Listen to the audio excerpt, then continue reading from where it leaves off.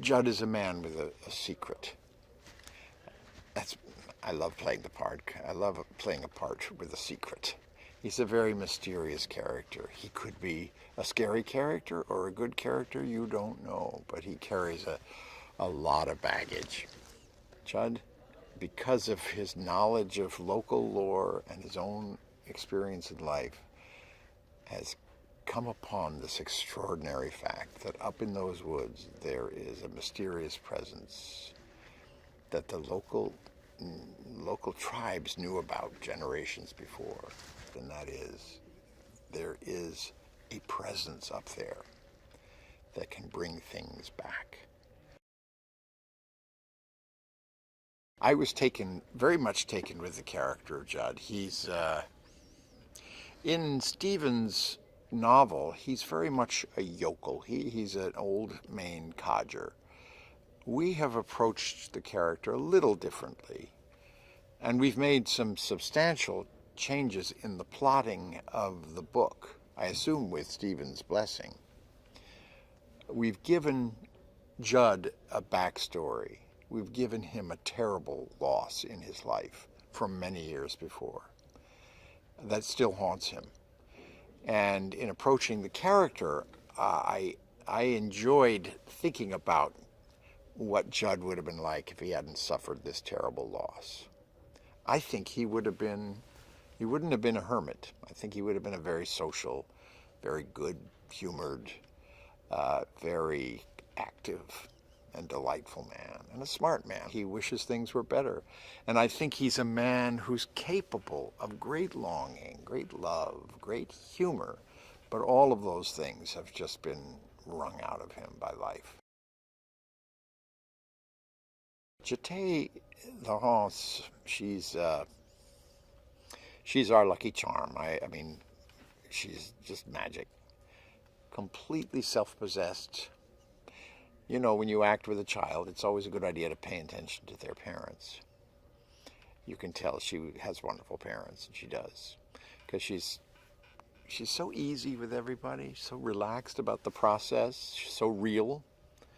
And I mean, the character travels an extraordinary journey. I won't begin to tell you what happens to this character of Ellie, but it's something that any grown-up actor would be intimidated by. She's not intimidated by anything. Jason has been just such a pleasure to work with. He's a very high-spirited, gruff. He's an Aussie. He and I talk endlessly about soccer, and because both of us are passionate about that, or football as we call it. He gnaws at a role like a dog with a bone. I mean, he's read the book 2 or 3 times.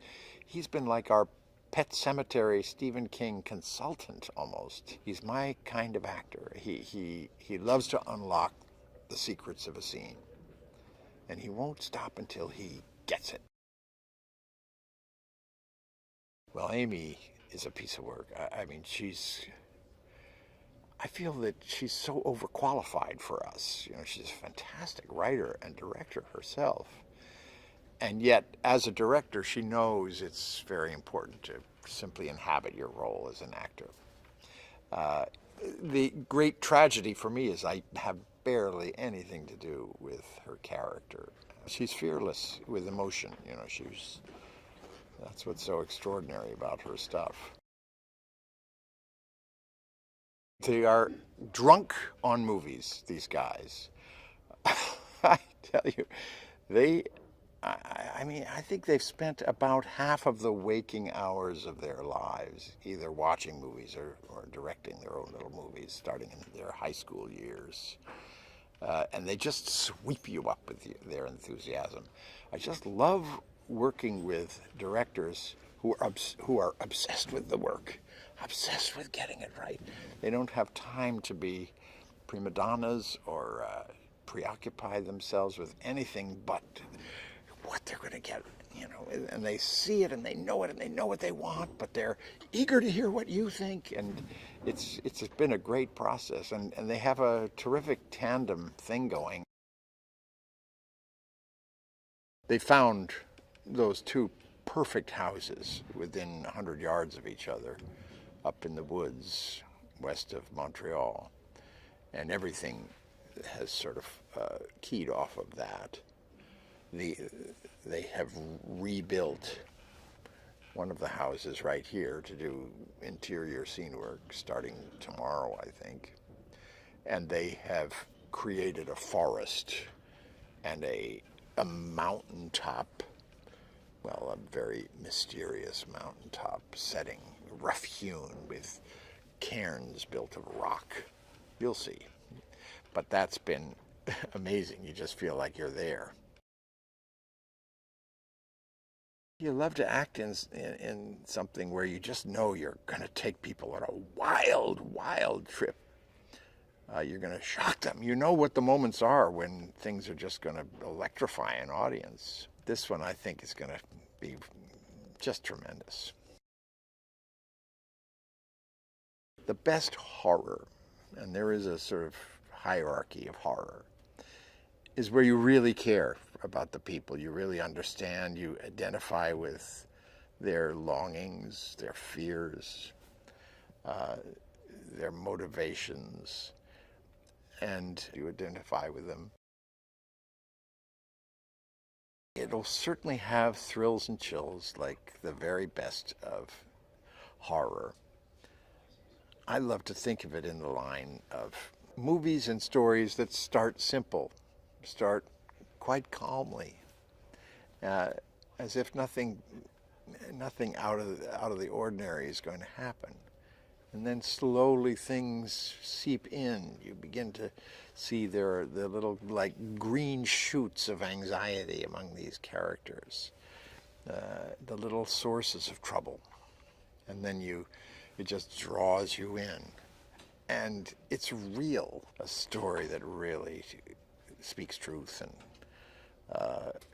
and expresses true emotion of the very deepest kind, and then just tortures you with them.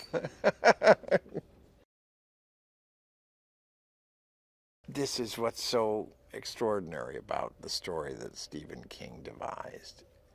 There are people in your life that you love so much you feel you cannot do without them. So what would you do if you had the chance to bring them back when you lose them? It's the Faustian question. Big choices like that, big mortal choices like that. And you never know until you're there. Until you feel that grief, you never know how you're going to respond to it. That's this movie, this story gives you one version of what might happen.